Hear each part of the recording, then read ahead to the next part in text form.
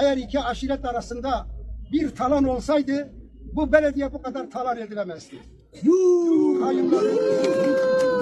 Hayımların belediyenin bütün varlığına ipotek koyacak bir şekilde, bütün varlıklarını başka kurumlara devrederek bizleri halkımızla karşı karşıya getirmek için bir oyun, bir plan kurduklarını görüyoruz.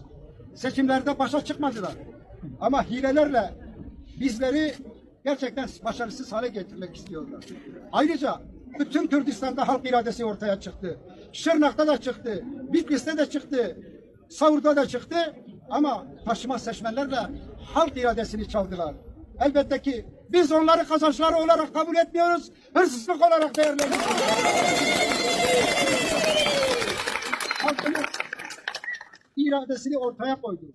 Halkımız onları seçmedi. Ama maalesef dediğim gibi biraz önce falanla, hırsızlıklarla bu belediye